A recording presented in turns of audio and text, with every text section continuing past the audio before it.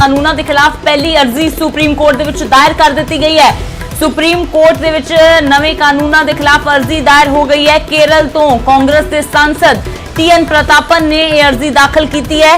ਦੱਸ ਦਈਏ ਕਿ ਕੱਲ ਹੀ ਰਾਸ਼ਟਰਪਤੀ ਦੇ ਵੱਲੋਂ ਇਹਨਾਂ ਬਿੱਲਾਂ ਤੇ ਹਸਤਾਖਰ ਕੀਤੇ ਗਏ ਨੇ, ਜਿਸ ਤੋਂ ਬਾਅਦ ਇਹ ਬਿੱਲ ਕਾਨੂੰਨ ਬਣ ਗਏ ਨੇ ਤੇ ਇਹਨਾਂ ਨਵੇਂ ਕਾਨੂੰਨਾਂ ਦੇ ਖਿਲਾਫ ਪਹਿਲੀ ਅਰਜ਼ੀ ਵੀ ਦਾਖਲ ਹੋ ਚੁੱਕੀ ਹੈ। क्योंकि सिर्फ पंजाब और हरियाणा ही नहीं बल्कि दक्षिणी भारत के भी इन्हां कानूनों का विरोध देखने को मिल रहा है। तो हुण केरल तो कांग्रेसी सांसद ने पहली अर्जी इन्हां कानूनों के खिलाफ दर्ज की है।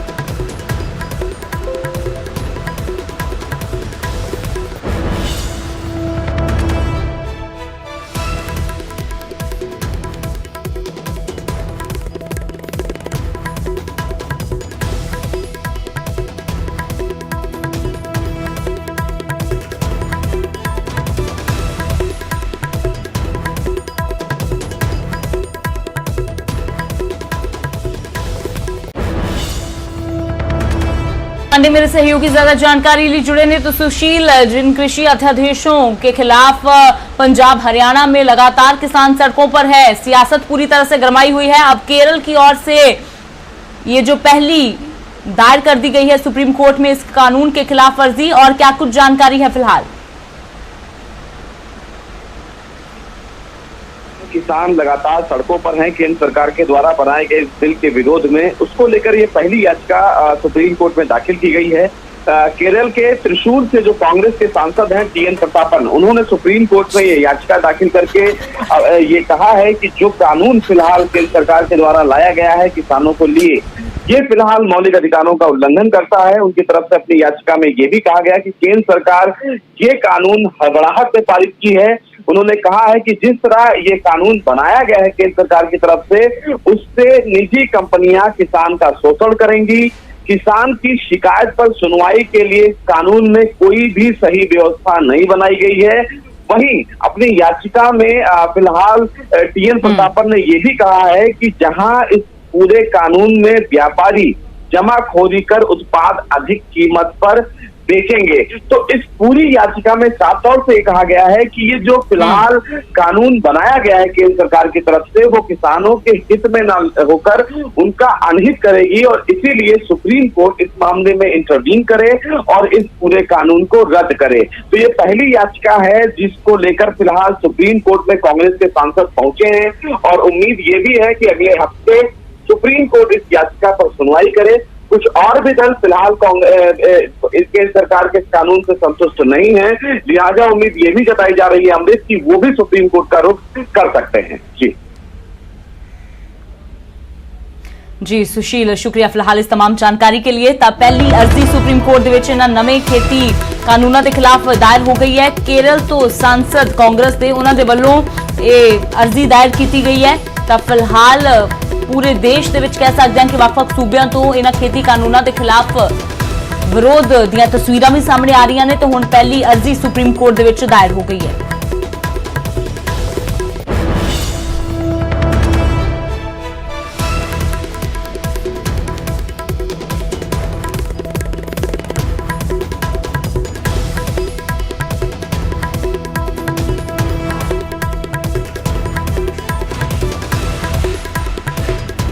सुप्रीम कोर्ट दे विच पहली अर्जी इन्हां खेती कानून के खिलाफ दायर कर दी गई है। तो हालांकि उधर पंजाब सरकार भी इस कानून नूं चुनौती देने की तैयारी दे विच है। तो उधर दूसरे पास चीफ मिनिस्टर के तौर पर आया था तब हेमकुंड साहब में, जिस समय मैं उत्तराखंड का चीफ मिनिस्टर था, तो हेमकुंड साहब में हमने बहुत सारे डेवलपमेंट के काम करवाए थे, और आपदा की वजह से यात्रा हेमकुंड साहब की डिसकंटिन्यू हो गई थी। तब मैं पंजाब के लोगों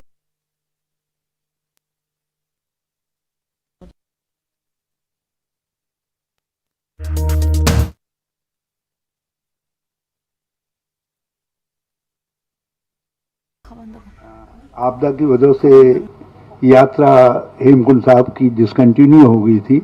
तब मैं पंजाब के लोगों को और यहाँ चंडीगढ़ आकर के हमने सब लोगों को इनवाइट किया था कि आइए हेमकुंड साहब की यात्रा और हमने जो फैसिलिटीज़ जनरेट की हैं, अब वो स्थिति नहीं है जो आपदा के तत्काल बाद थी।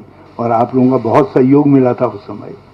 यहाँ के मीडिया ने उसको बहुत हाईलाइट किया था, जिसका हमको लाभ जो है, जो बाहर हमारे NRI ब्रदर्स हैं उन तक भी पहुंचा। और बहुत लोग उसके बाद हेमकुंड साहब की यात्रा में और बद्रीनाथ केदारनाथ की यात्रा में आए। पार्टी के लिए भी बहुत बार यहाँ आने का मौका मिला, तब भी आपसे बातचीत हुई। और एक बात कैप्टन साहब, मैं यहाँ के प्रेस के दोस्तों का बहुत पॉजिटिव सपोर्ट मिलता है, उसको मैं हमेशा याद रखता हूँ। और आज भी मैं आप सब से अपना परिचय करवाते हुए आप सबका सपोर्ट मांगने के लिए आया हूँ, ताकि मैं ठीक तरीके से अपनी ड्यूटी जो पार्टी ने सौंपी है उसको पूरा कर सकूं। क्योंकि पंजाब हमारे लिए, कांग्रेस के लिए तो इम्पोर्टेंट है ही, देश के लिए भी बहुत इम्पोर्टेंट स्टेट है। इसकी अपनी एक पॉलिटिकल अहमियत है, जिसका सारे देश की जियो पॉलिटिक्स पर बड़ा असर पड़ता है। तो इसलिए यहाँ ऐसी ताकत और ऐसी लीडरशिप रहनी चाहिए जो ताकत सबको साथ लेकर के चल सके, सबको जोड़ करके चल सके, और जो खतरे बाहर से आते हैं उसका बहुत संजीदगी के साथ मुकाबला कर सके। और मुझे कोई बताने की ज़रूरत नहीं, हमारे बॉर्डर से और पार से खतरे अब भी निरंतर बने हुए हैं। बल्कि कैप्टन साहब और उनकी गवर्नमेंट को हम बहुत धन्यवाद देना चाहते हैं कि उन्होंने ऐसे एलिमेंट्स के खिलाफ बड़ा स्ट्रॉन्ग एक्शन लिया है।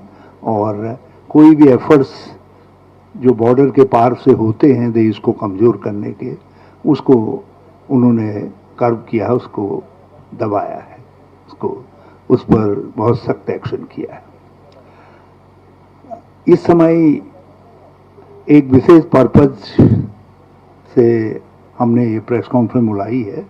बाकी बातें कैप्टन अमरिंदर सिंह जी आप सबके सम्मुख रखेंगे। मैं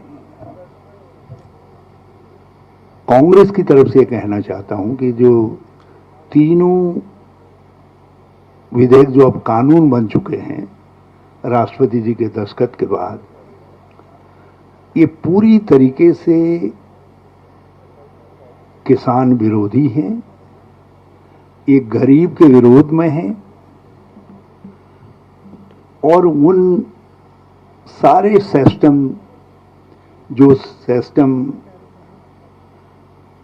हरित क्रांति के साथ और श्वेत क्रांति के साथ डेवलप हुए थे, जिससे किसानों को एक मिनिमम प्रोटेक्शन है, मिनिमम सपोर्ट कहिए, जिसको हम मिनिमम सपोर्ट प्राइस कहते हैं, वो मिला था। और मंडियों का एक पूरा तंत्र खड़ा हुआ था। FCI के रूप में एक ऐसी प्रोक्योरमेंट एजेंसी खड़ी हुई थी, जो एजेंसी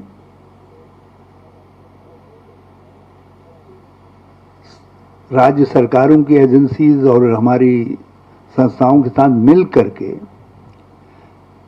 प्रोक्योरमेंट करती थी। और वो प्रोक्योरमेंट हमारे जो PDS सिस्टम है,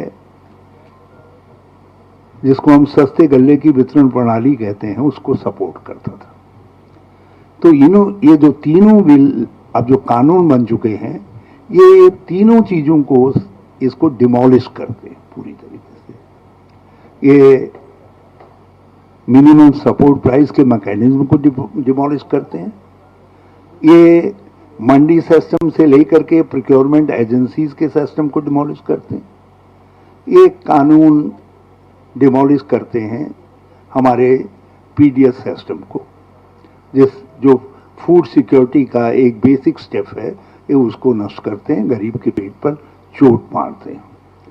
और इन कानूनों का एक ही इंटेंशन लगता है कि किसी तरीके से जो कॉरपोरेट हाउसेस हैं या जो बड़े बड़ी ऐसी ताकतें हैं जो इस समय रूलिंग पार्टी के पक्ष में दिखाई देती हैं, उनको इस क्षेत्र के अंदर जो फूड सिक्योरिटी का एरिया है उसको किसी तरीके से उनके हवाले कर दिया जाए। और उसमें एक स्टेप के तौर पर जो है ये कॉन्ट्रैक्ट फार्मिंग की बात भी की जा रही है। तो ये जो और किसान ये सारे खेल को समझ रहे हैं, क्योंकि किसान ये देख रहे हैं कि इनमें यदि इनका इरादा ठीक होता और तो ये हमारे लिए कुछ प्रोटेक्शन रखते। इन्होंने तीनों कानूनों में कोई प्रोटेक्शन नहीं रखा है, बल्कि जमीन वाले मामले में तो किसान को जो है लिटिगेशन के हवाले छोड़ दिया है। यदि कल किसान के साथ कॉन्टैक्ट में कोई गड़बड़ होती है तो किसान को पहले इतना सक्षम होना पड़ेगा कि वो उसके खिलाफ कोर्ट में न्याय पाने के लिए जा सके, न्याय को अवेल कर सके। कहाँ से गरीब किसान ये सब बातों को लाएगा? किसान से कह दिया जा रहा है कि तुम पैदा करो और तुम्हारे लिए हमने सारा जहां खोल दिया है। अब कितने लोग हैं और सब जानते हैं इस बात को कि ये कहने की बातें हैं, लेकिन 85% से ज़्यादा किसान इस फैसिलिटी उसको अवेल करने की स्थिति में है ही नहीं। वो इकोनॉमिकली इतना स्ट्रांग है ही नहीं, उसके पास इस तरीके का मैकेनिज्म है ही नहीं कि वो अपने उत्पादित माल को लेकर के बाहर बेचना चाहे। और हम तो एक बात कहते हैं इनसे कि इतने ही बड़े आप किसानों के हिमायती थे तो बहुत सारे आइटम जो पीडीएस जो हमारे मिनिमम सपोर्ट प्राइस के मैकेनिज्म से बाहर हैं, जैसे हमारी सब्जियां आदि हैं, जैसे मिल्क प्रोड्यूस आदि हैं, से हमने मैं बल्कि EICC की तरफ से कैप्टन साहब को बहुत धन्यवाद देना चाहता हूं। ये देश के पहले लीडर थे और पहले चीफ मिनिस्टर थे जिन्होंने ऑर्डिनेंसेस को समझ करके इनके खेल को समझा और उस खेल को एक्सपोज किया।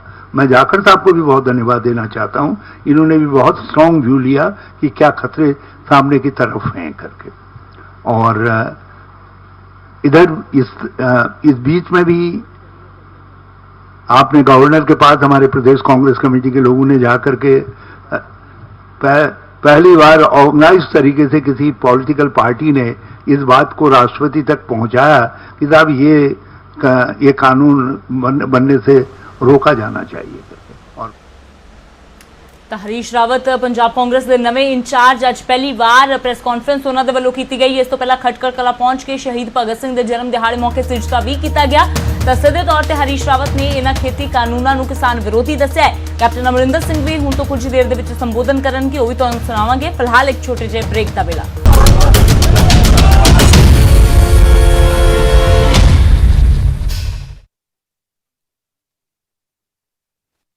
एक बात के लिए और मैं धन्यवाद देना चाहता हूं।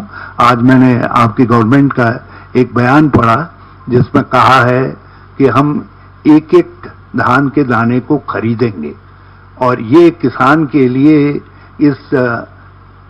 जिस समय मोदी जी के इन कानूनों की गर्मी तपिश बड़ी तेज हो रही है और उसका दिल जल रहा है, उस समय आपके सरकार का ये बयान कि हम एक एक दाने को धान के खरीदेंगे, ये एक ठंडी फुहार के तरीके से उसको बड़ी तसल्ली मिली है।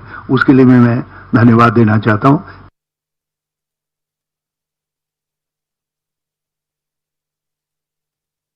चल रहा है उस समय आपके सरकार का ये बयान कि हम एक एक दाने को धान के खरीदेंगे, ये एक ठंडी फुहार के तरीके से उसको बड़ी तसल्ली मिली है। उसके लिए मैं धन्यवाद देना चाहता हूं।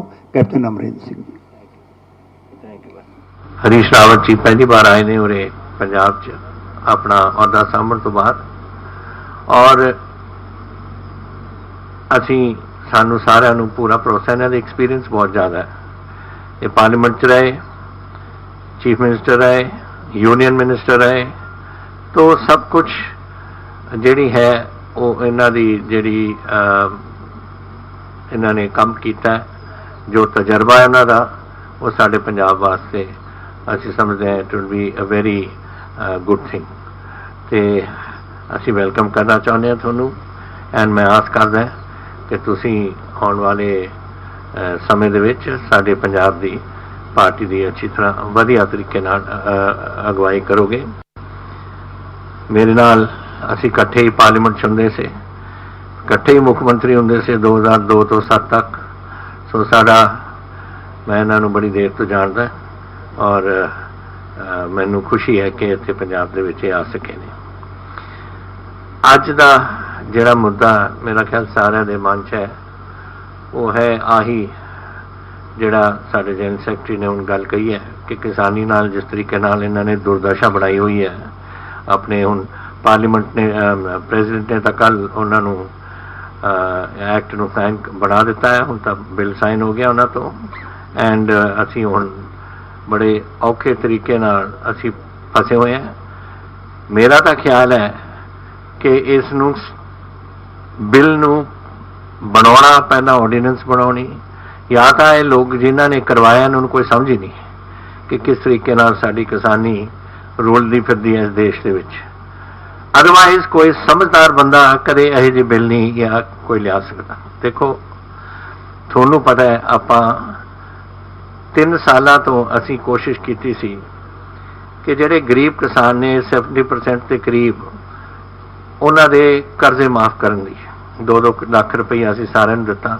5 ਏਕੜ ਤਾਈਂ ਜਿਨ੍ਹਾਂ ਦੀ ਸੀ ਸਾਰਿਆਂ ਨੂੰ ਅਸੀਂ ਪਹੁੰਚਾਇਆ। ਵਾਈ? ਕਿਸ ਲਈ? ਕਿਉਂਕਿ ਔਖੇ ਤਰੀਕੇ ਨਾਲ ਉਹ ਆਪਣੇ ਦਿਨ ਗੁਜ਼ਾਰ ਰਹੇ ਸੀ, ਉਹਨਾਂ ਦੇ ਕੋਲ ਪੈਸਾ ਨਹੀਂ ਸੀ। ਕਰਜ਼ਾ ਬੈਂਕ ਵਗੈਰਾ ਜਾਂ ਜਿਹੜੇ ਵੀ ਹੈ ਇਹਨਾਂ ਤੋਂ ਕਰਜ਼ਾ ਲਿੱਤਾ ਹੋਇਆ, ਉਹ ਸਾਰੇ ਇਹਨਾਂ ਦੀ ਬਾਂਹ ਮਰੋੜ ਰਹੇ ਸੀ। ਤਾਂ ਥੋੜ੍ਹੀ ਬਹੁਤੀ ਰਾਹਤ ਅਸੀਂ ਉਹਨਾਂ ਨੂੰ ਦਿੱਤੀ। ਇਹਦਾ ਇੰਡੀਕੇਸ਼ਨ ਕੀ ਹੈ ਕਿ ਇਹਨਾਂ ਦੇ ਕੋਲ ਹੈ ਨਹੀਂ ਕੁਛ। 70% ਤਾਂ 5 ਕਿੱਲੇ ਦੇ ਘੱਟ ਨੇ, ਉਹਦਾ ਅੱਧਾ ਤਕਰੀਬਨ 2 ਕਿਲੋ 3 ਕਿਲੋ ਜਾਂ 1.5 ਕਿੱਲੇ ਦੇ ਕਰੀਬ ਉਹਨਾਂ ਦਾ ਤਾਂ ਟੋਟਲ ਉਹਨਾਂ ਦੇ ਕੋਲ ਉਹਨਾਂ ਦੀ ਜਾਇਦਾਦ ਹੈ। ਹੁਣ 1.5 ਕਿੱਲੇ ਜਾਂ 2 ਕਿੱਲੇ ਦੇ ਵਿੱਚ ਦੱਸੋ ਮੈਨੂੰ ਕਿਹੜਾ ਆਪਣੇ ਬੱਚਿਆਂ ਨੂੰ ਰੱਖ ਸਕਦਾ ਹੈ, ਆਪਣੇ ਪਰਿਵਾਰ ਨੂੰ ਰੱਖ ਸਕਦਾ ਹੈ, ਰੋਟੀ ਖਵਾ ਸਕਦਾ? ਕੁਛ ਵੀ ਨਹੀਂ। ਐਂਡ ਤੁਸੀਂ ਇਹ ਦੇਖਦੇ ਹੋਏ ਔਰ ਜਾਣਦੇ ਹੋਏ ਫਿਰ ਤੁਸੀਂ ਇੱਕ ਆਰਡੀਨੈਂਸ ਪਾਸ ਕਰੋ, ਫਿਰ ਤੁਸੀਂ ਉਹਨੂੰ ਬਿੱਲ ਲਿਆਓ, ਫਿਰ ਤੁਸੀਂ ਰਾਜ ਸਭਾ ਵਿੱਚ ਡਿਸਕਸ਼ਨ ਵੀ ਨਹੀਂ ਹੋਣ ਦਿੱਤੀ और फिर जाके पास कर देता और प्रेसिडेंट से दस्तखत करवा देते और एक्ट बना देता। हुण अज रोस जागया होया पंजाब जागया होया बिकॉज वो जानते, सारे जानते असी किस तरीके के हालात ने उरे। लेकिन ये नहीं सिर्फ पंजाब जिथे किसान ने और तकरीबन 70% का हिंदुस्तान किसानी है। छोटे छोटे गरीब सारे बसते ने, चाहे छत्तीसगढ़ होए, चाहे मध्य प्रदेश होए, चाहे त्रिपुरा होए, चाहे बिहार होए, चाहे यूपी होए, उत्तराखंड होए, जिथे मर्जी होए, छोटे छोटे किसान ने। उन्होंने भी यही जाही इन्हों औख लगी हुई है।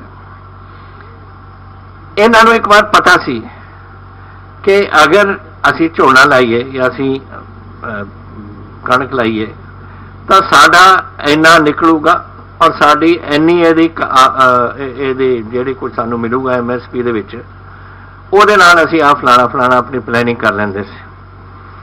ਹੁਣ ਇਹਨਾਂ ਨੂੰ ਇਹ ਵੀ ਨਹੀਂ ਪਤਾ ਕਿ ਸਾਡੇ ਕੋਲ ਕੌਣ ਖਰੀਦੂਗਾ। ਸਾਡੀ ਆੜਤੀਆਂ ਦਾ ਜਿਹੜਾ ਇਹਨਾਂ ਦੇ ਨਾਲ ਰਿਸ਼ਤਾ 100 ਸਾਲ ਤੋਂ ਉੱਪਰ ਦਾ ਸੀ। ਮੰਡੀ ਬੋਰਡ ਨੂੰ ਤਾਂ ਹੋਇਆ ਸਿਰਫ 60 ਸਾਲ, ਉਸ ਤੋਂ ਪਹਿਲਾਂ ਤਾਂ ਆੜਤੀਆਂ ਦਾ ਰਿਸ਼ਤਾ ਸੀ।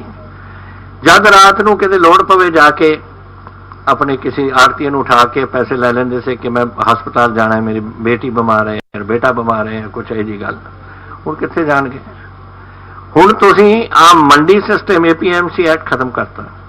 एक तो ये कि कित्थे जाणगे साडे लोग अगर उन्होंने लोड़ पवे, कोई कॉर्पोरेट हाउस का खड़का करनगे कि दिओ जी सानू 5,000 रुपए या 4,000 रुपए असीं हस्पताल जाना है। तुसीं उन्हां दे वास्ते होर औख कर दित्ती। जिहड़े मेरी मंडी बोर्ड दे विच 4,000 करोड़ रुपया मेरा आउंदा सी, ਜਿਹਦੇ ਨਾਲ ਲਿੰਕ ਰੋਡ ਬਣਾਉਂਦੇ ਸੀ, ਲਿੰਕ ਰੋਡ ਦੀ ਮੁਰੰਮਤ ਕਰਦੇ ਸੀ, ਅਸੀਂ ਕਲਵਟ ਬਣਾਉਂਦੇ ਸੀ, ਅਸੀਂ ਪਿੰਡਾਂ ਦੀ ਡਿਵੈਲਪਮੈਂਟ ਕਰਦੇ ਸੀ, ਉਹ ਵੀ ਸਦਮ ਤੁਸੀਂ ਚੱਕਦਾ।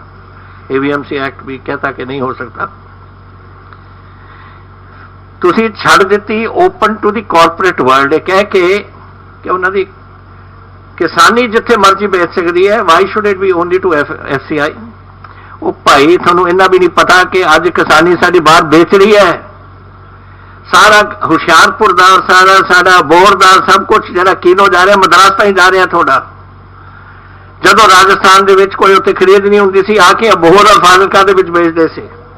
ਹਰਿਆਣੇ ਵਾਲੇ ਜਿਹੜੇ ਕੈਥਲ ਵਗੈਰਾ ਦੇ ਸੀ, ਗੋਲਾ ਤੇ ਚੀਕਾ ਏਰੀਆ 'ਚ ਜਿਹੜੇ ਨਹੀਂ ਵਿਕ ਰਿਹਾ ਸੀ, ਉੱਥੇ ਜਾ ਕੇ ਆ ਕੇ ਪਟਿਆਲੇ ਦੀ ਮੰਡੀ ਦੇ ਵਿੱਚ ਵਿਕਦਾ ਸੀ। ਕੌਣ ਰੋਕ ਰਿਹਾ ਸੀ ਕਿਸੇ ਨੂੰ? ਜਿੱਥੇ ਮਰਜ਼ੀ ਜਾਣ, ਜਿੱਥੇ ਮਰਜ਼ੀ ਆਉਣ, ਕੋਈ ਰੁਕਾਵਟ ਨਹੀਂ ਸੀ। ਪਿਛਲੇ ਸਾਲ ਇੱਥੇ ਕੋਈ ਗੜਬੜ ਹੋਈ ਸੀ ਥੋੜੀ ਬਹੁਤੀ, ਲੋਕਾਂ ਨੇ ਜਾ ਕੇ ਆਪਣੀ ਇੱਥੇ ਨਾਲ ਦੀ ਮੰਡੀ ਅੰਬਾਲੇ ਦੇ ਵਿੱਚ ਵੇਚੀ ਸੀ ਪਟਿਆਲੇ ਤੋਂ।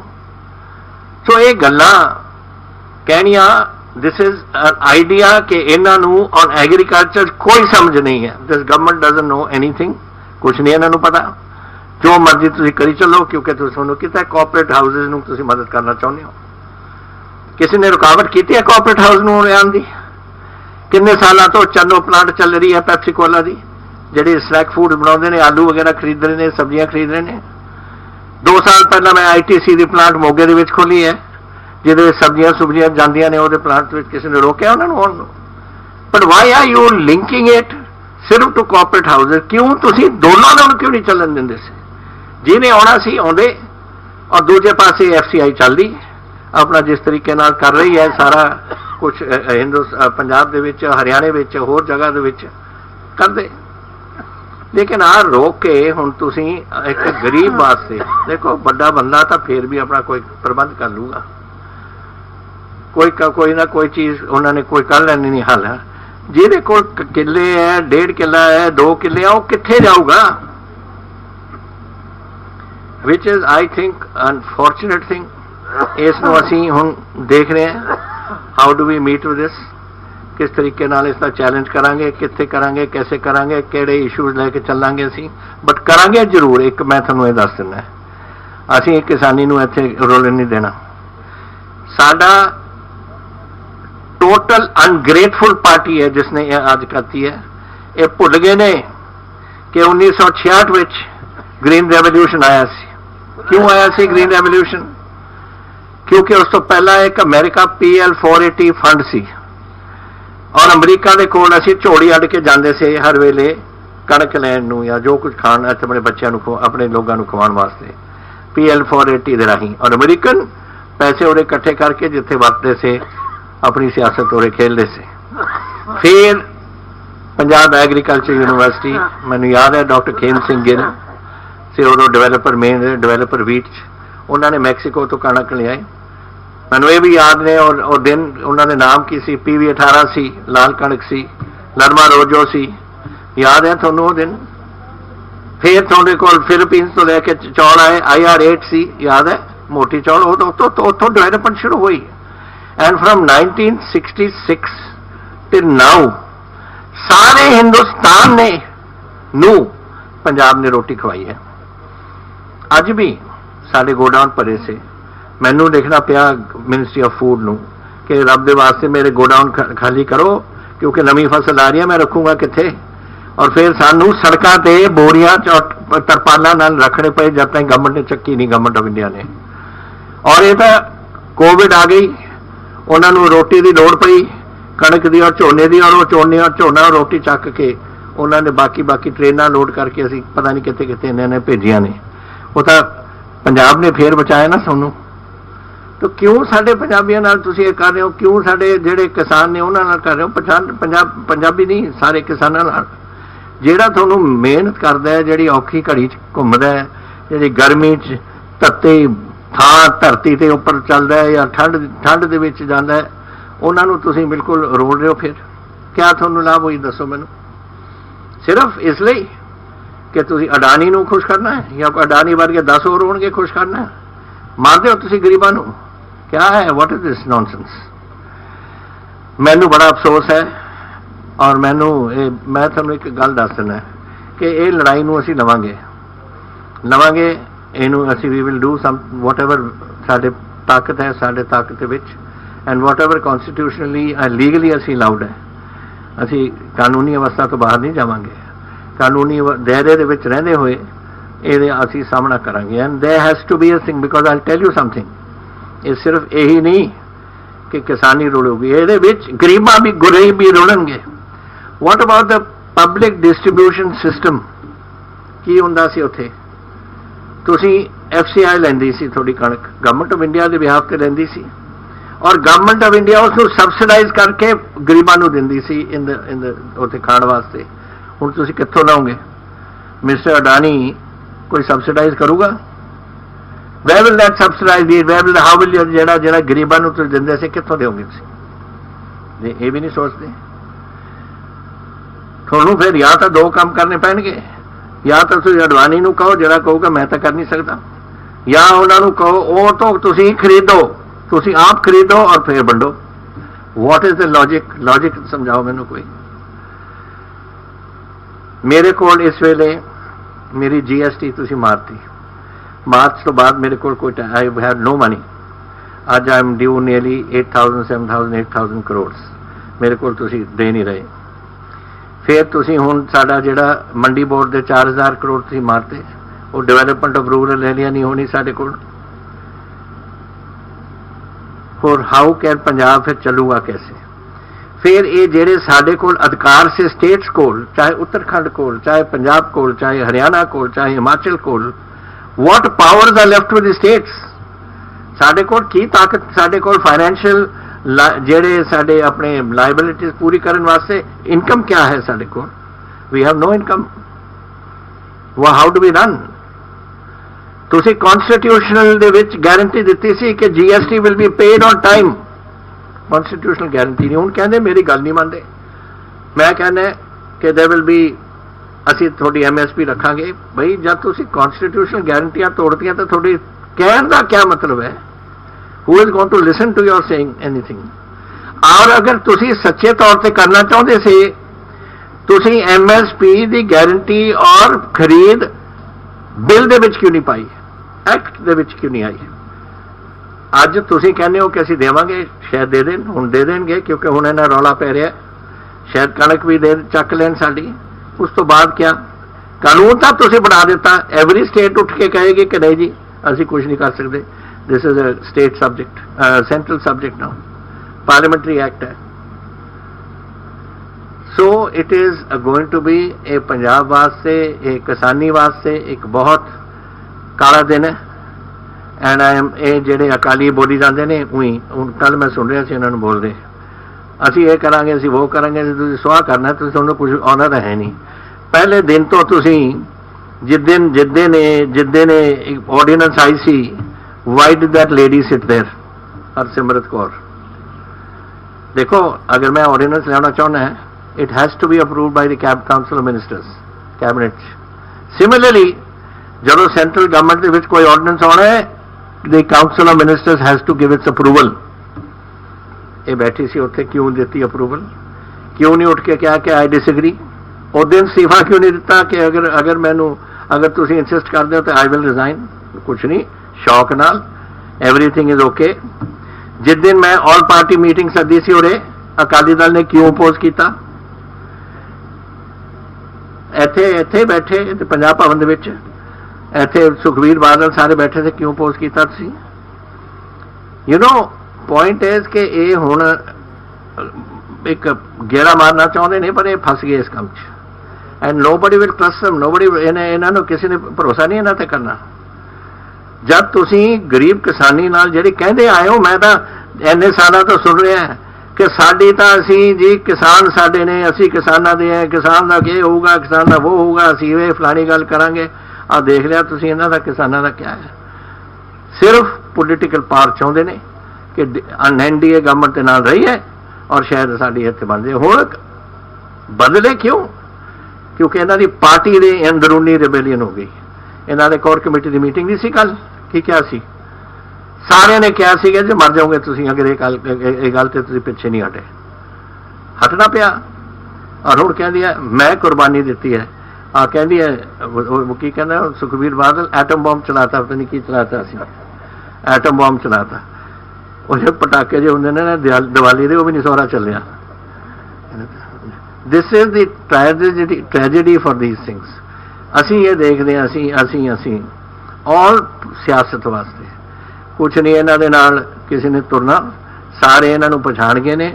ਔਰ ਇਹ ਅਗਰ ਆਪਣੇ ਆਪ ਨੂੰ ਪਛਾਣ ਲੈਣ ਤਾਂ ਹੁਣ ਬੰਦੇ ਬਣਨ ਐਂਡ ਪੰਜਾਬ ਦੇ ਨਾਲ ਖੜਨ, ਕਿਸਾਨੀ ਨਾਲ ਖੜੇ ਨੇ। ਡਰਾਮੇ ਡਰੂਮੇ ਨਾ ਕਰਨ ਇੱਥੇ ਟੈਲੀਵਿਜ਼ਨ ਤੇ ਕਹਿ ਦੇਣ ਜਾਂ ਕੁਛ ਬਿਆਨ ਦੇ ਦੇਣ, ਐਕਚੁਅਲੀ ਕਰਨ। ਮੈਂ ਤਾਂ ਇਹ ਵੀ ਗੱਲ ਕਹੀ ਹੈ ਕਿ all parties should now put their parties aside ਔਰ ਸਾਰੇ ਆਪਾਂ ਇਕੱਠੇ ਹੋ ਕੇ ਆਪਣੇ ਕਿਸਾਨਾਂ ਦੇ ਨਾਲ ਖੜੀਏ। ਸਿਆਸਤ ਗੱਲਾਂ, ਸਿਆਸਤ ਦਾ ਟਾਈਮ ਹੁੰਦਾ, ਸਿਆਸਤ ਦਾ ਟਾਈਮ, ਜੰਗ ਦਾ ਟਾਈਮ ਹੁੰਦਾ, ਜੰਗ ਦਾ ਟਾਈਮ। ਮੈਂ ਤੁਹਾਨੂੰ ਇੱਕ ਕਹਾਣੀ ਦੱਸਦਾ ਹਾਂ। ਵਿੰਸਟਨ ਚਰਚਲ ਔਰ ਉੱਥੇ during the time that was what was the prime minister there, the Labour Attlee and Winston Churchill सब तो बड़े दुश्मन से। जिस दिन लड़ाई शुरू होगी Attlee became his deputy prime minister.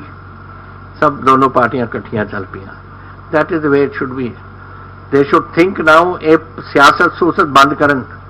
Late us together get together and fight this menace of this government of India जिन्हां ने इत्थे साडा बिल्कुल बेड़ा कर साडे किसानी दा खत्म कर। मैं तुहानूं दस देना, असी एक बॉर्डर स्टेट है, different to what is in this bill.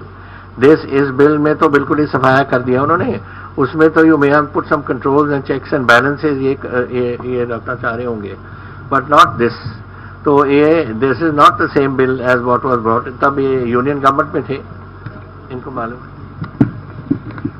APMC act में एक मॉडल संशोधन जो है, मॉडल बिल सब स्टेट्स को सर्कुलेट किया गया, जिसमें एपीएमसी एक्ट के तहत जो खामियां बताते थे स्टेट, उनको कैसे रेक्टिफाई किया जाए वो सजेस्ट किया गया। तो उसमें कोई एपीएमसी खत्म करने या उनको खत्म करने की बात नहीं सजेस्ट की गई, उसमें इम्प्रूवमेंट की बात करी गई। तो एक तो इम्प्रूवमेंट में, और इसमें तो खत्म हो जाएगा, क्योंकि जब मंडी से बाहर ही सारी तिजारत होगी तो फिर मंडी की जरूरत कहां से पड़ेगी?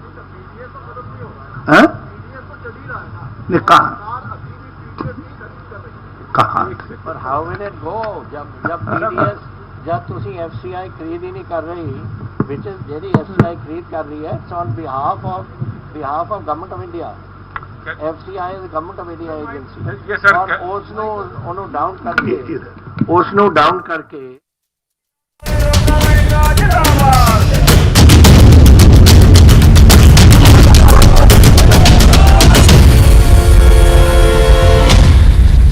ਇਹਨਾਂ ਖਬਰਾਂ ਦੇ ਸਹਿ ਪ੍ਰਾਯੋਜਕ ਨੇ